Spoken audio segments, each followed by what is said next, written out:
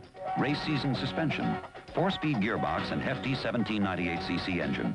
A few reasons why the MGB is the most popular MG ever built. MG, the sports car America loved first.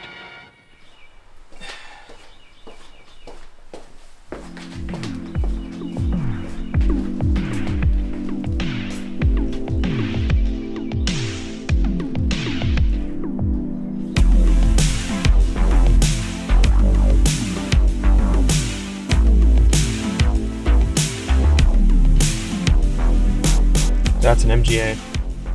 Oh, what am I talking about then? I'm talking about the 70s MGB. Yes, because the later models had Okay. rubber bumpers. They didn't have a steel bumper. Let me reshoot that then. All right. We're in the midst of quarantine, and there's no more perfect time than to go pick up my car. So don't be fooled. It's not a running car. It's been It's a shell. It's a shell. I took it apart some years ago, but it was given to me by a relative who has since departed. But she was very excited to give me this car because I loved it when I was a kid. It was British racing green, still is British racing green, and I called it the pickle car. She was very excited about me getting this car running again, which will happen eventually. Do you remember when we picked it up? I think so. The initial pickup? Like where did we go? North Florida? The land? Is that where it was? It was The land. It was in Volusia County. Oh, Volusia County. Oh. Yeah, it was in a little airplane hangar with a Piper Cub, right?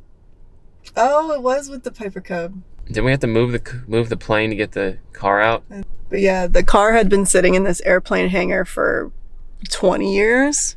Because of a botched head gasket or a botched head job. Yeah, my aunt who gave it to me, she had like a Corvette mechanic try to remachine the heads and completely killed the car. Yeah. So if you look at what it takes to get I think it's an 1800 carbureted engine that comes with the MG, you can throw thousands and thousands and thousands of dollars at that thing and it will top out at 180 horsepower. And it's carbureted and it's finicky. And anyone who knows anything about high-end carbureted engines, they don't run well all the time. They're not great for daily drivers. So the plan with this one is to slap a 3SGE. For anyone that doesn't know, it's a Toyota engine out of an Altezza RS200, and it's an individual throttle-bodied 4-cylinder 6-speed transmission, makes 200 horsepower, just bone stock. So this will be good, fuel injected, everything. Put it in the car and just drive it and change the oil, and that's it. There won't be a lot of maintenance or upkeep on it. But yes, today we are going to pick up my MGB, and it's a 64, I believe. That was a 68. It's a 64 or a 68. We will see the title when we get home. What do you got? What's We're that? gonna find out. Wait. 68. 1968. MG was known as it was a really big brand, especially after World War II. A lot of people imported them to the States, but mostly the model that's called the Midget. And that's what it's called, not being insensitive. That's just what it's called. Come see the classic MGB or the equally classic MG Midget. So when a lot of people think of MGs, they think of the MG Midget. Now, they also had an MGA, but the model I'm talking about is MGB. MGB, latest of the breed, latest example of the octagon spirit. MGB, a high-performance vehicle, America's largest-selling imported sports car. Competition-proved engine turns up speed in excess of 105 miles per hour. Creature comforts, too. Snug roll-up windows and draft-free top. The safety of big, fade-free disc brakes.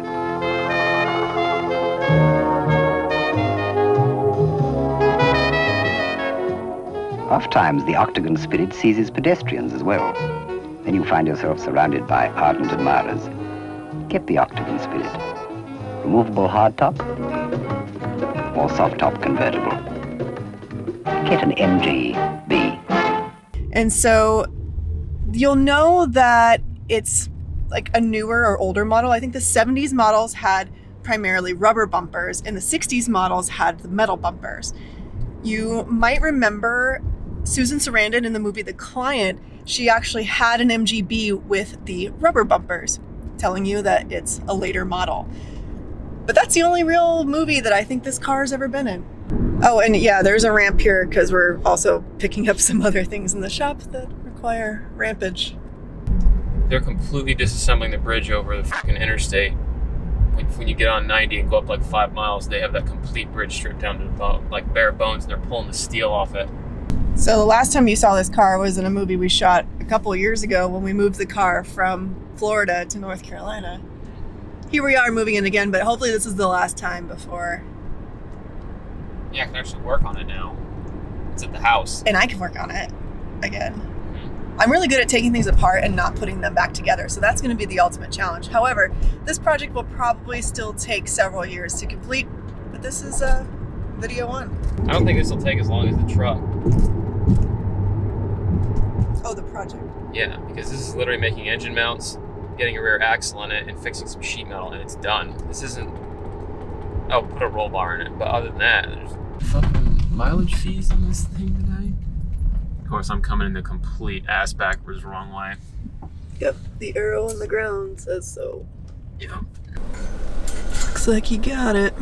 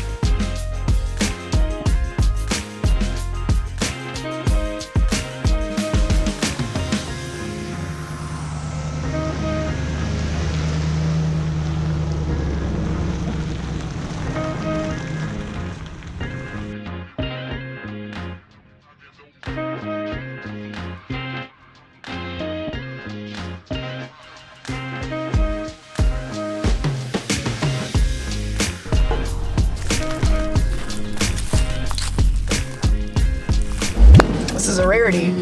You're filming me driving the car. What are you doing? We moved it. It's done. Kinda. The moving's done. Yeah. It's moved from Florida to North Carolina to upstate New York and then finally to our house. Mm-hmm. And then it shouldn't move again until it moves on its own. Yeah. Well, I'll have to get down to the shop. Okay. That's all. Then we can film the video pulling around the lawnmower. Hey, look at that pothole. Jesus! Yes. South Schenectady. Yeah. It's an up-and-coming area. Brandywine. Ah, man. Sweet eclipse over there.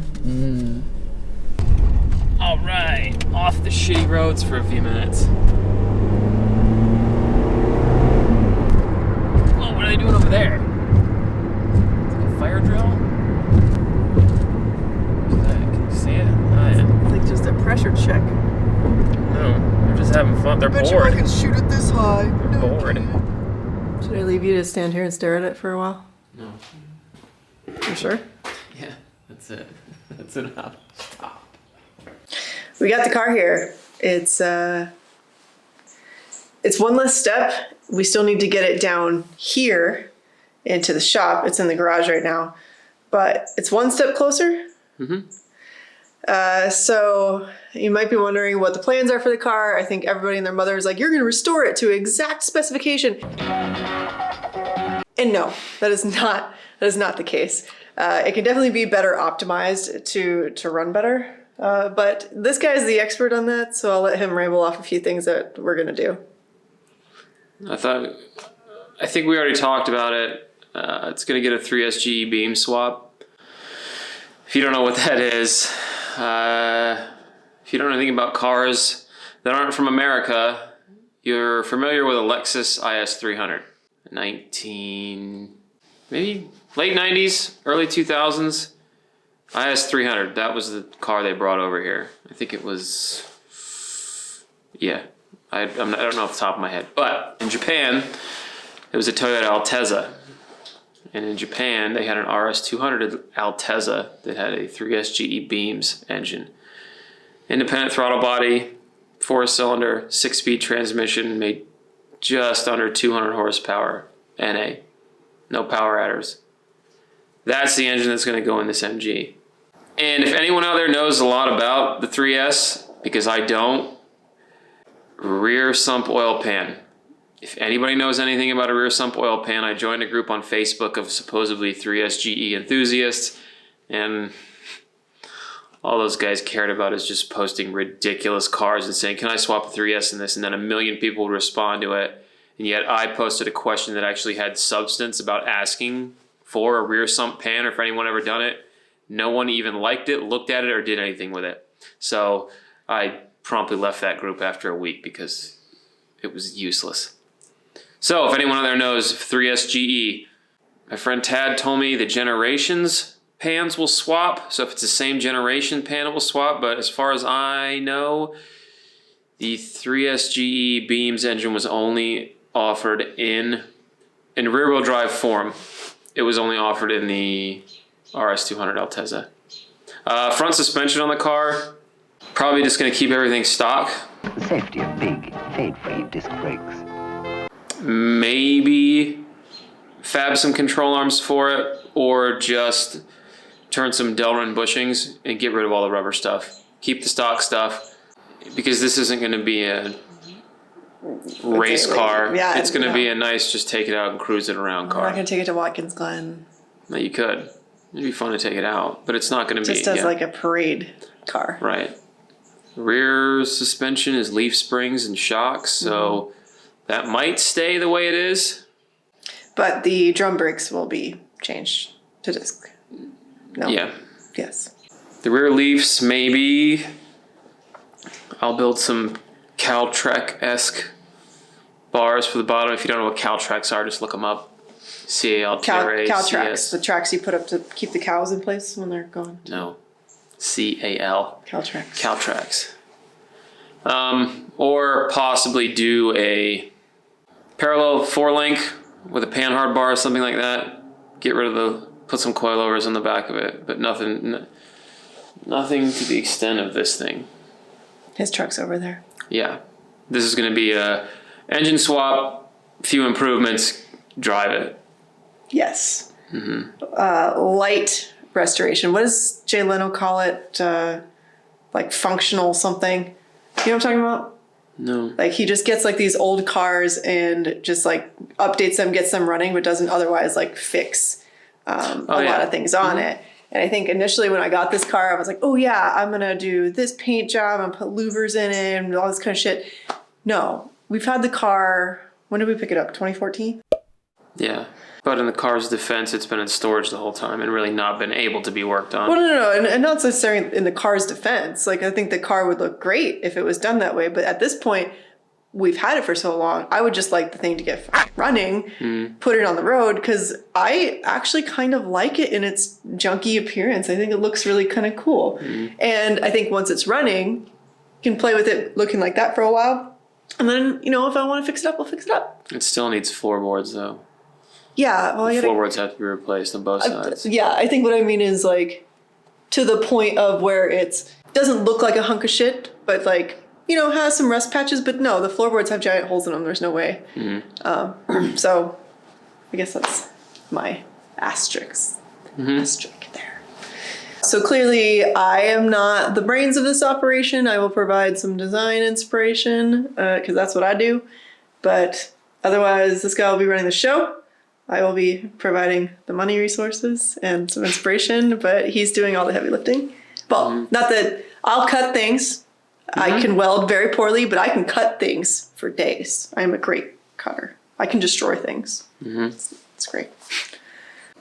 This car is going into its next chapter. Don't know how long it will take to finish at this point, but this is the first video where it's kind of really been talked about. So I hope to look back on this video and I don't know, like I'll be excited about where it's at.